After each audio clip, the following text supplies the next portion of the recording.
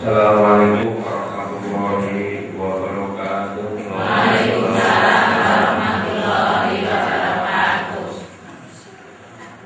Menjauh ibu bapak para hadirin hadirat, menoreh suwe gatok semutan. Sebelumnya nyuwun pamit ngasih mawon dan kapan. Mudah-mudahan yang ikut Maulid Nabi pada malam hari ini mendapatkan syafaat Rasulullah di yaumil qiyamah. Allahumma amin. Alhamdulillahirabbil alamin. Wa bihi nasta'inu ala umuri dunya waddin. Wassalatu wassalamu ala asyrafil anbiya'i wal mursalin sayyidina wa maulana Muhammadin wa ala alihi wa sahbihi ajma'in.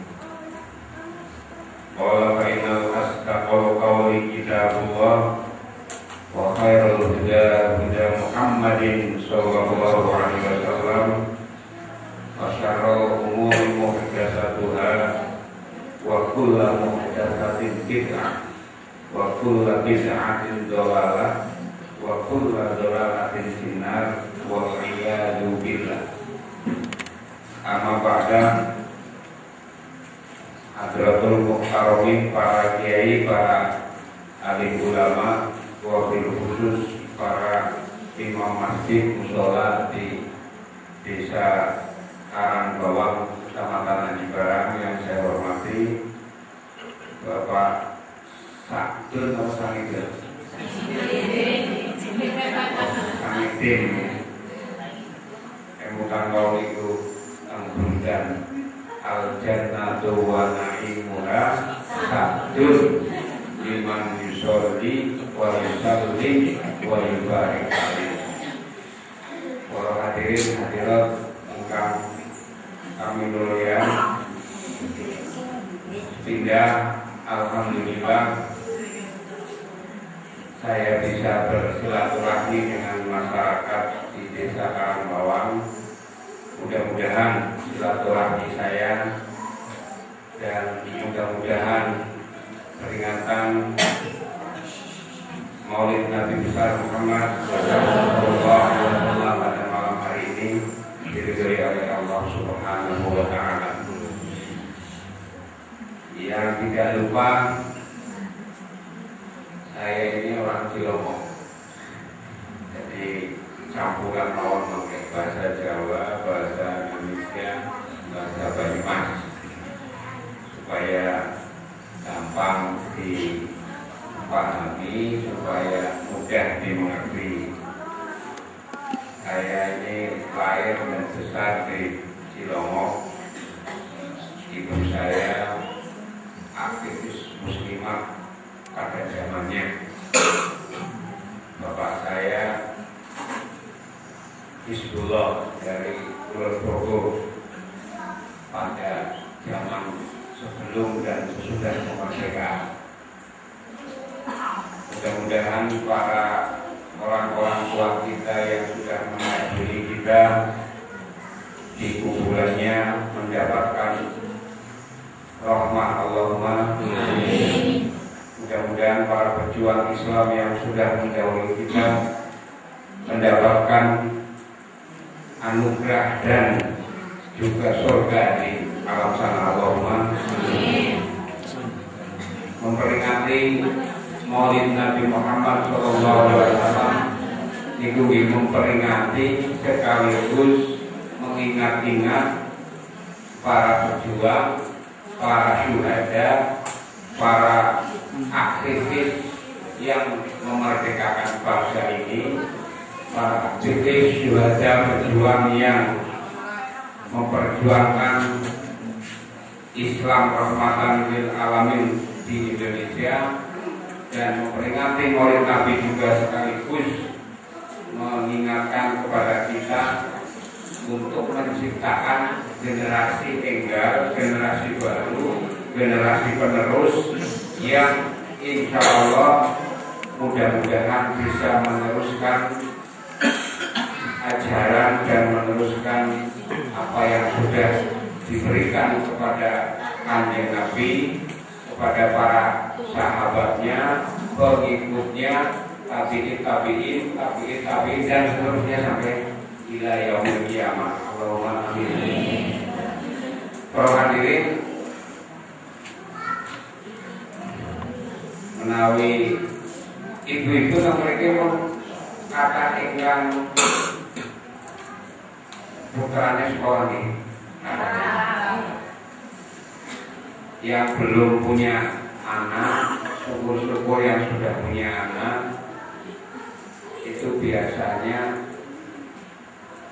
perlu diingatkan bahwa salah satu hikmah Maulidun Nabi itu buat ibu-ibu terutama itu adalah bagaimana caranya anak itu sadar sekolah. Kenapa harus sekolah? Karena sekolah itu bagian dari kewajiban, bagian dari cara yang paling sederhana untuk bisa mempelajari ilmu.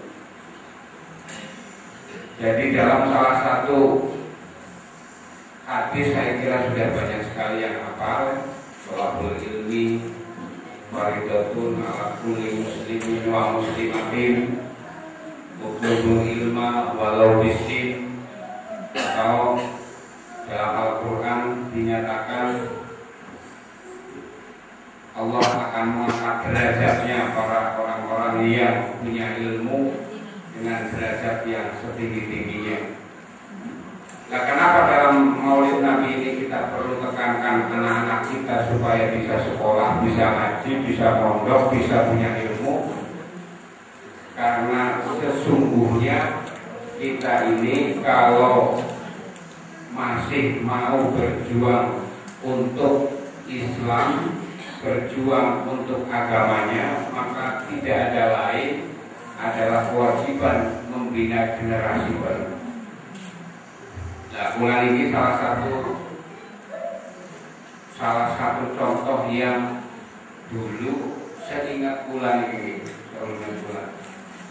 bulan lekar orang ingat, tapi barang gede, barang sekolah yang PGA Negeri Purwokerto. Tanggal lahir saya tidak dikenali. Ibu pulau tanggal lahir Dinten nopo, orang dinanya apa? Dinas itu. Nah, tanggal pinten soalnya gue. Tanggal berapa tahunnya juga kira-kira itu akhir 66. Bergeger PKI. Nah, kalau ditakoni dina apa? Dinas itu pasarannya pahit. Jadi satu pahit. Nah, pulang kasih tembukan mulai pulang kuliah kan Jogja itu agar dinas supaya mesti biung pulau puasa. Nah, pulang artinya itu suatu saat menurut tanggalan lahir pulang tersijahsan itu 10 Februari. Nah, tanggal 10 Februari saya pulang tahun, saya mengundang kanca-kanca tuku panganan, roti-rotian, ngopi, diomain di rumah. Apa sih ulang tahun itu ya lahir kemudian apa waktunya apa itu dikuasai ini jenenge bulan. Nah, ternyata ibu menguasai saya itu di wonten manfaatnya kakak banget.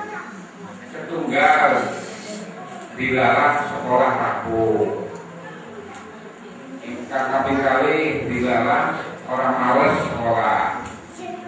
Pulang pondok kan banyak pondok pesantrennya Kiai Masuri almarhum Benda Bunayu nanti daerah Keliwat kan gini Mbah Maimun juga Al-Anwar nanti daerah Keliwat kan gini Kiai Ali Ma'ruf Api Parakan Sinjang nanti dan banyak sekali pondok pesantren yang pernah saya inati untuk sekedar nawar berkah dan ngaji.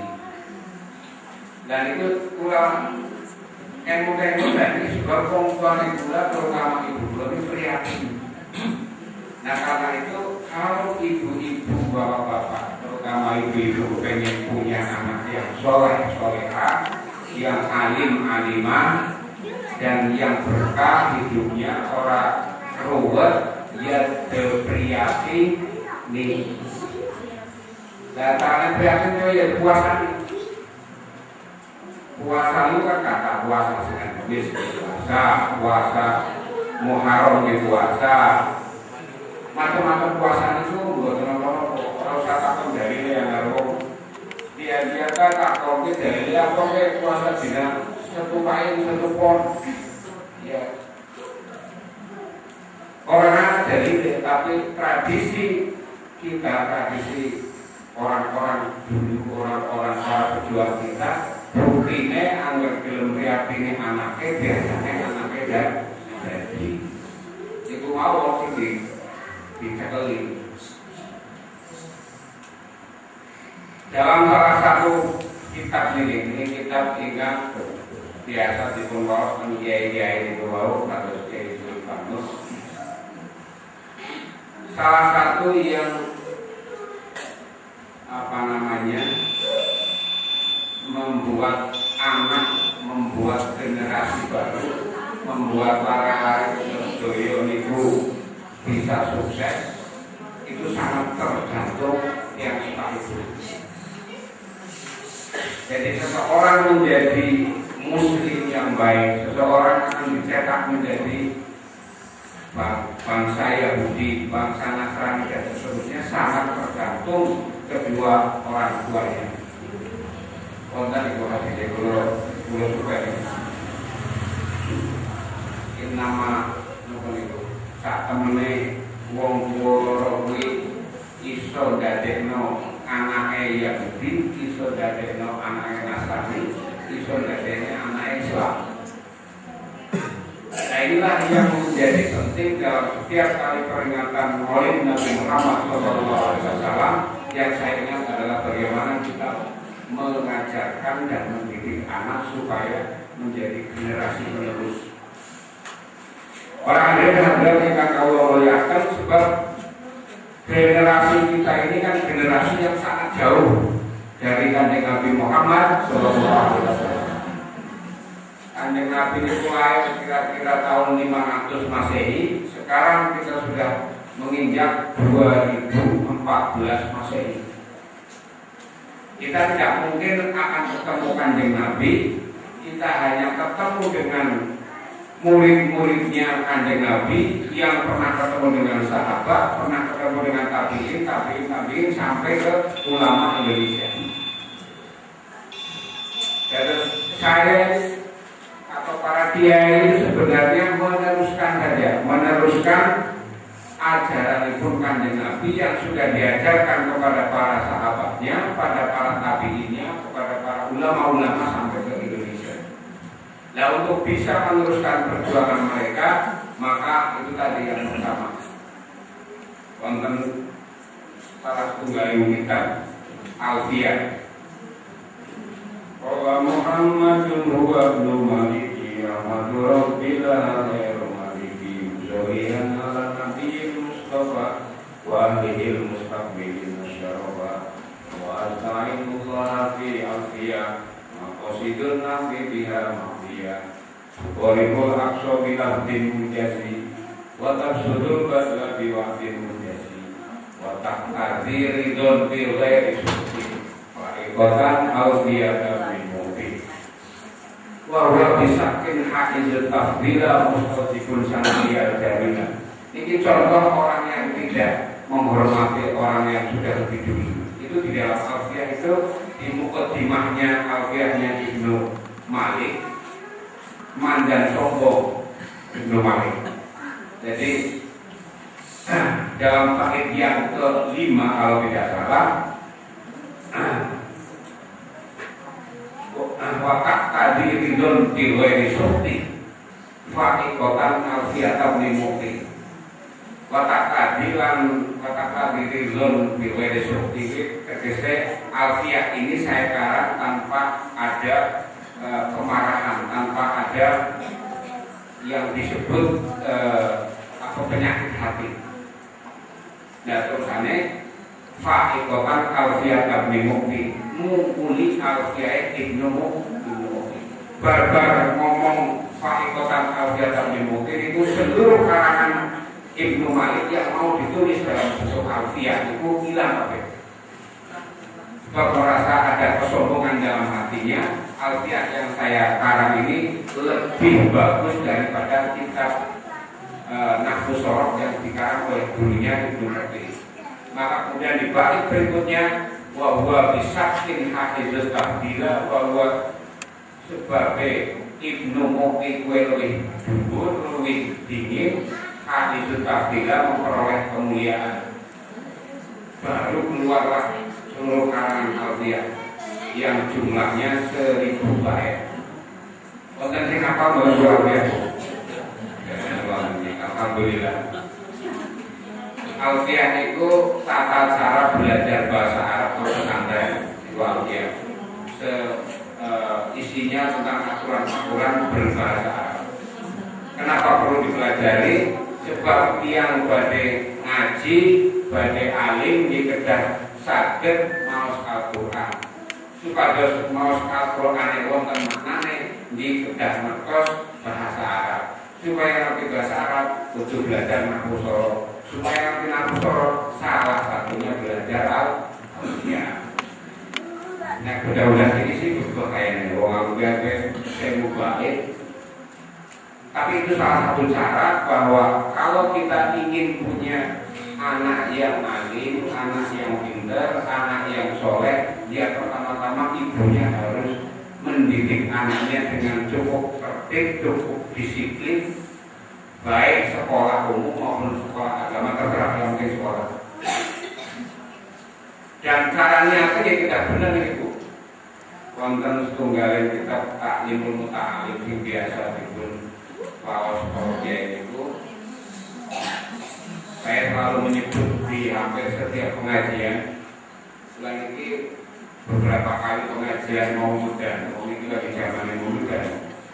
Tentang Sokaraja minggu ini tentang kemudian Kaliurang atau Kedukuran nih.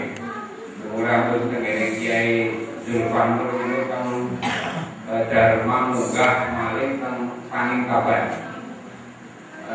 Beberapa waktu lalu saya di Sidayu dan di Kecamatan Bingamu dalam rangka Maulid Nabi.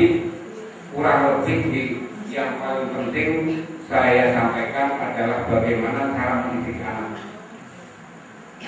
Kamin amalin yatasawwaru bisurati a'malid dunya. Kamin amalin kan pirang-pirang amal yatasawwaru katone gambarane bisurati a'malid dunya, gambarane katone amal dunya. Tunggal pekerjaan misalnya dengan bapak-bapak, ibu-ibu, misalnya ani-ani. Kasih orang ani-ani berbeda. Peran anak ya. Kalau bapak-bapak misalnya yang jadi pengusaha, Pak ini pengusaha, Pak Sis, yang usaha apapun itu amal dunia atau amal akhirat bu? Amal dunia gitu. Sekolah itu amal dunia atau amal akhirat bu? Uang seperti Paksis jadi usaha genteng itu jelas amal dunia. Sumayasiru min a'malil akhirah, tapi jadi bisa disebut amal akhirat. Amal akhirat itu maksudnya amal sing konten ganjar bi husnin niat sebab niatnya. Terus kamin amalin pirang-pirang amal ya tasawwaru bi surati a'malid dunya katone amal dunia. Sumayasiru min amal akhirat, kemudian jadi amal akhirat bi husnin niat sebab niatnya benar. Sekolah, mondok, kuliah itu amal akhirat. Tapi kalau sekolah, mondok, kuliah karena niat dari pekerjaan itu amal dunia. Jadi seorang anak nilainya nenggone Gusti Allah. Terus kalian mungkin itu kamping amalin ya tasawwaru bisurati amalil akhirat. Pirang-pirang amal singkatone kue amal akhirat sumayasiru min amal dunia, kemudian jadi amal dunia bisuin niat, sebab niatnya Bapak-bapak, ibu-ibu, kader, didiklah kader-kader anak bangsa ini pertama kali dengan niat yang benar. Jadi panjenengan mau kuliah anaknya, mau mondok, mau sekolah, buat niatnya yang boleh penggawean. Nawaitu ta'alluma ihya syariah wa izalatil juhal.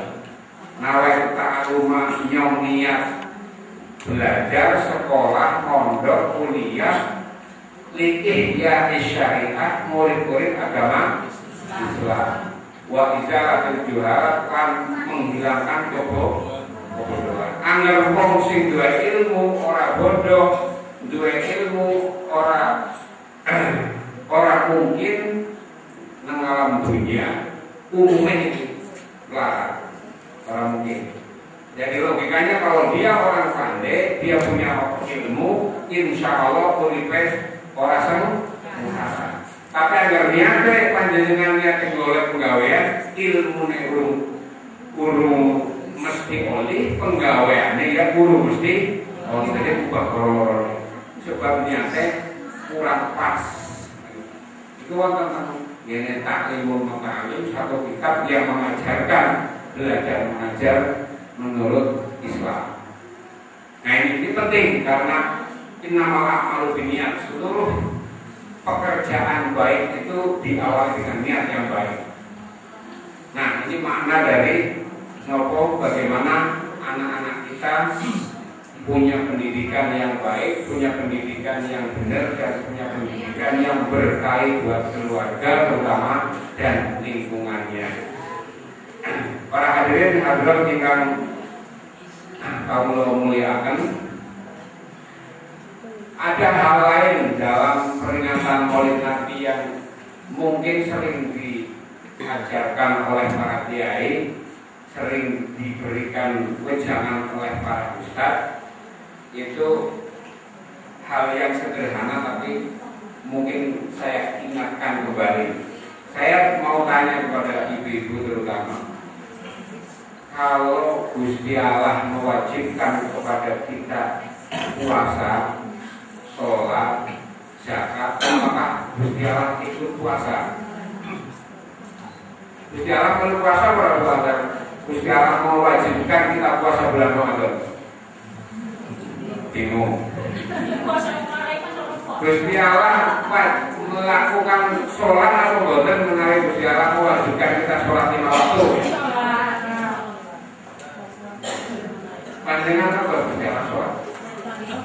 Nah, tidak ada satupun perintah Tuhan, tidak ada satupun perintah ibadah dari Gusti Allah melalui Kanjeng Nabi Muhammad yang Gusti Allah ikut melakukannya. Jadi panjenengan kita semua diwajibkan sholat, ya Gusti Allah perlu sholat. Mau sholat itu menyembah, kan nggak mungkin Gusti Allah menyembah dirinya sendiri, kan? Tidak mungkin Gusti Allah mewajibkan dirinya puasa meskipun Gusti Allah mewajibkan kepada kita puasa. Tetapi kalau sholawat Gusti Allah mewajibkan kepada kita, di samping juga Gusti Allah maca sholawat terhadap Kanjeng. Kalau Al-Quran, Innallaha wa malaikatahu yusholluna 'alan nabi ya ayyuhalladzina amanu shollu 'alaihi wa sallimu taslima.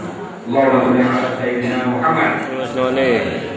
Innallaha sakane Gusti Allah wa malaikatahu lan para malaikat Gusti Allah yusholluna 'alan nabi. Jadi Gusti Allah sendiri memerintahkan membaca sholawat menghormati Kanjeng Nabi, tapi beliau Gusti Allah ikut juga membacakan dan menghormati Kanjeng Nabi. Itulah istimewanya Maulid Nabi. Istimewanya membaca sholawat.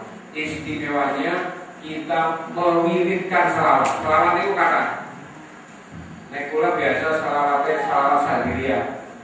Allahumma sholli ala sayyidina Muhammadin abdika wa nabiyyika wa rasulika nabiyil ummi wa ala alihi wa sahbihi Wasallim tasliman bi qadri azamatillahi fi kulli waqtin wahid. Macam-macam soal. Allahumma sholli ala sayyidina Muhammad wa ala ali sayyidina Muhammad misalnya. Terserah panjenengan pakai sholawat apa, yang penting sholawat itu harus dibiasakan supaya hati kita terus menerus senang dan tresna karo Kanjeng Nabi, dan dalam hati kita terus menerus ingat kepada Gusti Allah. Itu yang terpenting dari kebiasaan kita membaca sholawat di dalam hatinya. Jadi orang perlu panjenengan waktu sholat subuh bilang ibu, nanti isya bilang ibu. Yang penting dibiasakan setiap saat di dalam hati panjenengan, sambil panjenengan kerja, sambil panjenengan ngomong, sambil panjenengan beraktivitas sehari-hari, sholawat harus ada di dalam hati kita masing-masing. Para hadirin hadirat ingkang kula muliakan, kenapa ini harus kita tradisikan? Sebab generasi kita ini pun lagi lali dari sholawat. Makanya sekarang mulai pada musim para habaib, kita semua sebenarnya habaib. Kita semua habaib. Nek menurut pula. Jadi definisi habaib itu adalah dzurriyyatur rasul, dan dzurriyyatur rasul itu gampang kita nitip ini. Di wong sing gelem ngurusi umat itu insyaallah dzurriyyatur rasul. Gitu. Meskipun ilmunya orang manco, anak-anak. Meskipun hidupnya tidak manco. Jadi Habib itu tidak harus hidupnya manco. Habib itu tidak harus orang yang pakai jubah putih, pakai kopiah putih, disambut sebagai Habib. Sebenarnya di dalam banyak definisi di kitab-kitab saya baca, habaib atau dzurriyyatur rasul itu gampang cirinane. Wong sing gelem ngoprak-oprak umat, wong sing gelem ngurusi umat niku insyaallah dzurriyyatur rasul. Para imam masjid, para imam mushola, jajal keurut maringanan dhuwur, bim insyaallah anak tetesan darah saking Kanjeng Nabi. Karena itu untuk bisa melacak diri kita masing-masing di mana makom kita, mulailah dari sekarang membiasakan sholawat di dalam hati, tak perlu dibatasi waktu. Para hadirin hadirat ingkang kula muliakan, di dalam salah satu kebiasaan para aulia, kebiasaan para ulama, kebiasaan para penebar Islam pada zaman dahulu yang saya tahu, baik itu yang ada di Jawa maupun di tanah-tanah Nusantara. Tanah Nusantara ini maksudnya Sumatera, Kalimantan, Sulawesi, kemudian Jawa, Madura, Bawean, Bali, itu dulu menjadi satu itu yang namanya Atlantik. Panjenengan saya belum lahir, apalagi anak cucu kita. Tapi Indonesia dulu itu sebenarnya satu pulau yang masih disebut Atlantik. Nah, tradisi masyarakat dulu di Nusantara ini adalah tawasulan.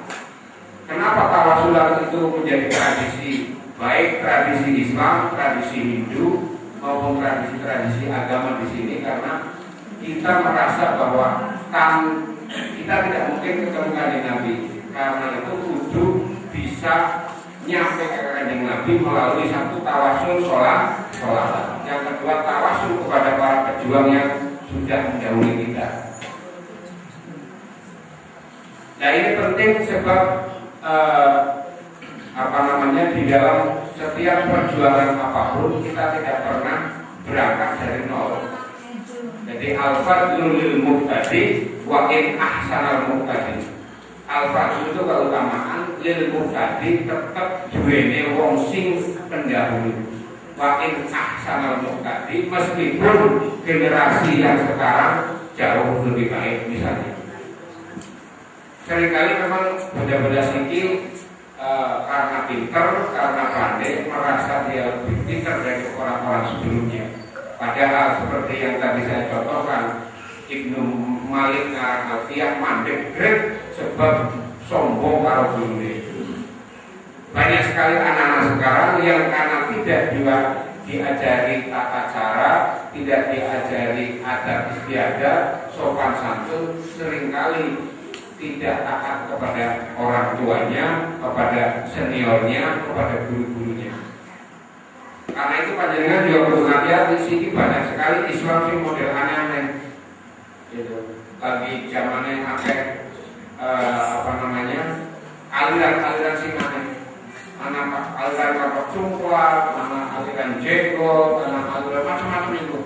Dan ujung dari seluruh aliran-aliran yang ada di Indonesia ini, kita lihat ternyata mereka ujungnya adalah melawan bunuh diri untuk membunuh orang lain.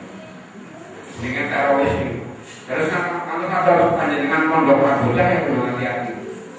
Sebab Nahdlatul Ulama hari ini yang paling berat dihadapi adalah munculnya akidah-akidah yang mengakunya Ahlussunnah, tapi tata cara akidahnya menjelek-jelekan, mengkafir-kafirkan, dan bahkan menyesatkan ajaran-ajaran tradisi kita di Indonesia yang sudah dianut oleh Nahdlatul Ulama sejak 1926.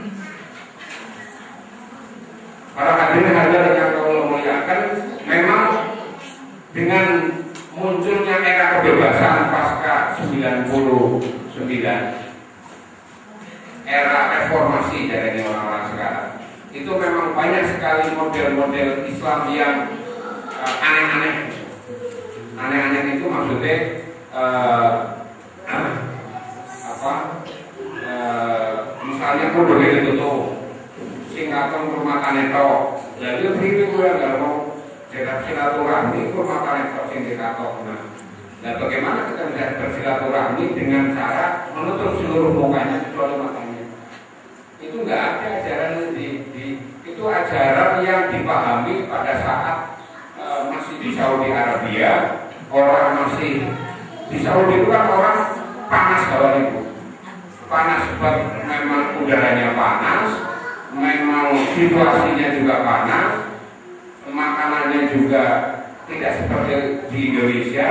Di sini banyak air mengalir seperti surga, tajrimin takhiyal anhar, itu banyak sekali di Indonesia.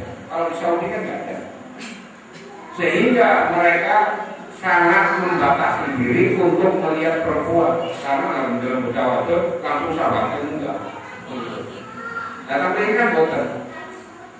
Zaman dulu orang pakai kebentuk ya orang anak pemerkosaan. Zaman kemudian saya sekolah di negara negeri itu yang perempuan itu pakai rok biasa. Gitu. Tapi ya tidak ada terjadi hal-hal yang membuat hubungan laki-laki dan perempuan itu sampai yang diharapkan dilakukan, tidak pernah terjadi. Sebab apa? Sebab memang hatinya tidak penuh nafsu. Jadi komunikasi bangsa Indonesia itu memang dari dulu memang komunikasi yang sudah sangat cair, sudah sangat istilah itu paguyuban, persaudaraan, sehingga tanpa perlu harus menutup muka. Nah jebule mukanya ditutup, terus juga tambah di sini bom. Tidak kantor betul-betul kan ada. Para pengobrol itu orang-orang yang seringkali menutup dirinya dengan pakaian-pakaian yang katone pakaian Islam. Jadi masing-masing harus diselamatkan. Kalau tiba-tiba ada orang yang sukarela bersikap masjid, jadi takbir masjid, itu butuh ditakoni jelas. Sampai sinten, mari nyenek maksudnya apa? Sebab sekarang banyak masjid-masjid NU di kota-kota ditawari macam-macam program, jebule program-program sing ujungnya tidak suka dengan akidah Ahlussunnah wal Jamaah. Ini yang kita hadapi di pengurus besar Nahdlatul Ulama adalah bagaimana caranya masjid-masjid kita tetap ramai, seperti tadi dikatakan oleh Pak Sa'dun. Masjid itu yang penting ramai, Pak. Syukur-syukur bagus, ya bagus ya ramai. Mudah-mudahan pembangunan masjid Istiqomah depan lancar hormat, amin. Mudah-mudahan para alumninya, para pejuangnya dengan sukarela bau-bau membangun masjid ini ya Allah, amin. Ya melu bantu nyokap kok. Orang siki kan anak hadis man bana masjidan bana Allahu baitan fil jannah. Sapa wong sing gelem bangun masjid iku kanggo Allah arep bangun masjid kan surga atau rumah surga. Man bana masjidan bana Allahu baitan fil jannah. Sapa wong sing gelem bangun masjid nang dunia, Gusti Allah memastikan akan membuat rumahnya di surga. Surga itu sudah alhamdulillah kok dikawetna rumah nang Gusti Allah. Karena itu sambil selingan insya Allah mangke panjenengan Fatihah kalau niatnya mau masjid untuk takmirul masjid, makmuran masjid, insya Allah diberkahi dan cepat selesai Allahumma. Nah ini bagian yang terakhir. Bagian terakhir sudah 10 seperempat. Wonten ing salah setunggaling burdah kalau tak baca kan amsaroto man awabarokoni wa buku yang dari ada bibillah wa habibul ladzi turja syafa'atu likuli awliminal afarimu kabibi an-nafsu katibni intuh biru syafa'atu Uqir roda'ati wa intaqim huyan fatimi wal hadi kulladhi turja syafa'atu kulli hawlina al-awalimu fatahimi wa tarum bil ma'asi kasrosa watiha inna ta'ama yukawi syahwatan naimi wal hadi kulladhi turja syafa'atu kulli hawlina Wa'atarum bil ma'asi kasro sahwatiha. Jangan berharap wa'atarum Ejo harap-harap ngarep-harap bil ma'asi lawan penggawean maksiat kasro sahwatiha bisa memecahkan syahwatnya kita semua. Inna to'amasa temene panganan yukowi menguatkan syahwatan ini syahwat kehewanan. Nah ini salah satu ajaran di dalam Buddha. Kalau kita ingin mendidik anak-anak supaya jadi soleh-solehah, alim-alimah, ajak pakaian mangan. Sebab kita to'amah yukowi syahwatan ini. Makanan itu hampir semua jenis makanan pasti menguatkan syahwat kehewanan. Nah mulai biasanya anak-anak yang kita sekolahkan juga supaya yakin akeh buah puasa, akeh biar ini, akeh dikire dan sebagainya. Sebab memang Buddha ini dan berjanji memang memberikan ajaran yang sangat luar biasa untuk kita terus nakal dengan Nabi, tapi dalam bentuk bait-bait yang kalau kita terjemahkan luar biasa. Terusannya an-nafsu kaktifli, an-nafsu itu kaktifli oleh dari bahasa asli. An-nafsu kaktifli itu milhu. Kalau panjenengan pada netek nyusoni wakil tafkin hujan fatimi kecuali dipaksa untuk di apa istilahnya orang Jawa disapit ya, dipetil. Jadi nafsu itu seperti anak kecil ketika dia menyusui ibunya, menyusu ke ibunya. Kalau dia tidak kita petil tidak akan hilang itu nafsu. Karena itu anak-anak kecil itu memang harus kita paksa untuk tertib, untuk mau, untuk punya keinginan cita-cita yang tinggi untuk dirinya menjadi seorang yang pintar, dirinya menjadi seorang yang alim, dirinya menjadi seorang yang soleh. Itu sangat terpengaruh tergantung kepada orang tuanya masing-masing.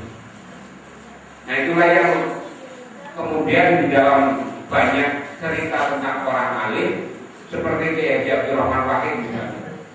Kiai Abdul Rahman Wahid itu tidak tiba-tiba menjadi orang kiai besar, tiba-tiba menjadi pemimpin besar dunia.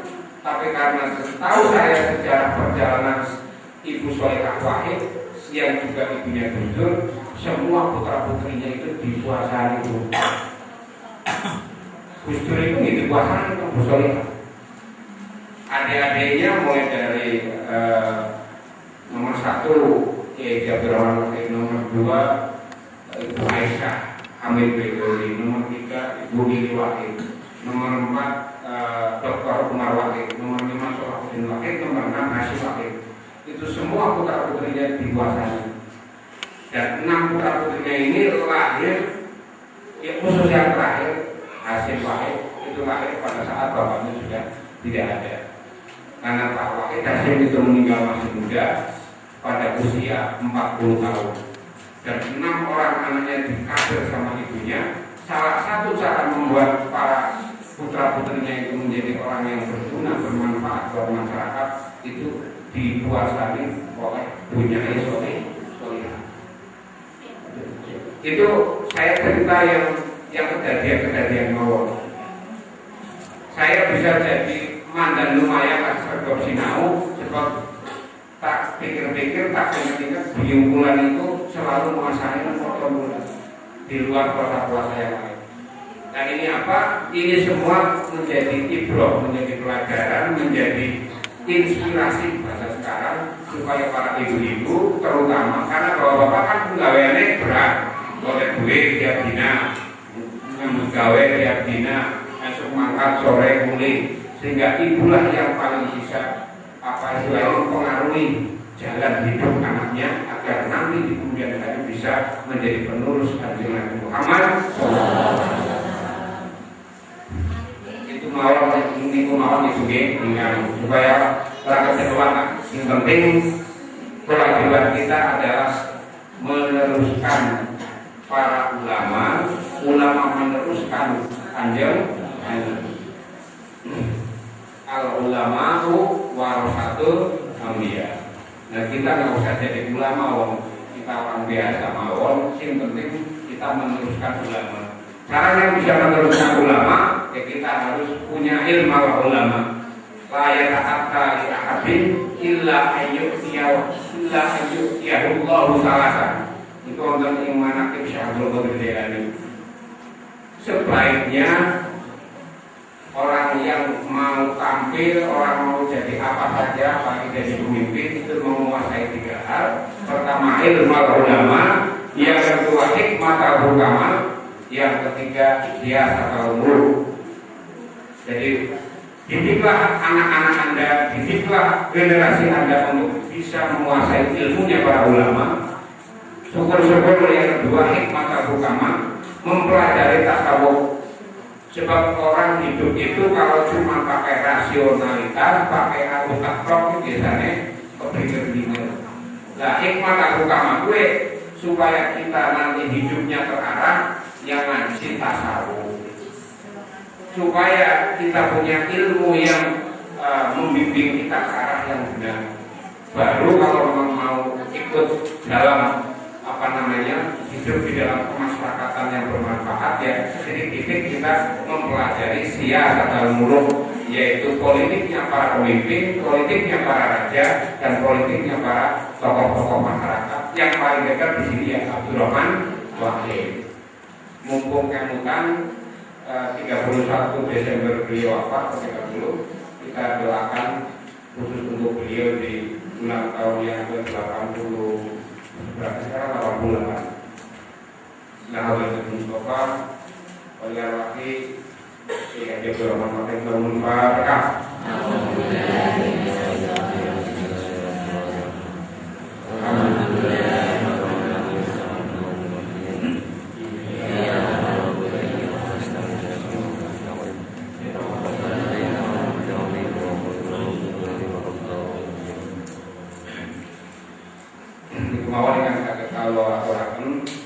Sebelum saya tutup, ini kebiasaan wong NU. Panjenengan atau kiai ini pada pidato terakhir pasti wallahul muwaffiq ila aqwamit thoriq. Kan? Nah, niku sing aran niku Kiai Abdul Hamid Semarang. Semarang Kulon, Kendal. Itu diciptakan pada tahun 84. Niki ceritane Gus Dur. pada tahun 84 Kiai Jodroman Wakil jadi ketua BPNU pertama di situ Bondo. Kemudian datanglah Pak Yai Abdul Hamid. Terus saya pengen mengganti identitas akhir salamnya orang itu. Kalau dulu itu billahi taufiq wal hidayah atau billahi taufiq wal hidayah. Nah, kenapa diganti Pak Yai? Ya karena wabillahi taufiq wal hidayah wis dikira nang pejabat, wis dikira wong sapa bae pokoknya. Dikira wong umum lah. Nah, sehingga supaya identitas NU-ne lebih meningkat, identitas NU lebih jelas. Kita ganti terus yang agak susah. Apa itu? Itu walaupun muafik tidak komentar. Dan kok naruh pada niru kabeh ganti mana Gus? Tapi sebelum diganti beliau sudah almarhum. Jadi wallahul muwaffiq, mudah-mudahan Allah menunjukkan jalan ila komentar pada jalan yang benar. Sekian ada niru tapi salah. Wallahul muwaffiq ila komentar. Jadi mesti Allah ketemu karo wong jalanan. Nah ini agak salah nirokna keliru mana itu. Wallahul muwaffiq ila komentar. Nah itu keliru itu. Itu artinya Gusti Allah ketemu karo wong jalanan. Padahal maksudnya wallahul muwaffiq ila komentar itu mudah-mudahan Gusti Allah mempertemukan kepada kita jalan yang lurus. Mohon maaf kalau ada yang kurang dan mohon maaf kalau bahasanya enggak begitu pas untuk masyarakat desa Karambawang karena lebih banyak hidup di Jakarta, bahasa Jawa ini mana Dora Katel di Ngapura nggih. Akhirnya wassalamualaikum warahmatullahi wabarakatuh.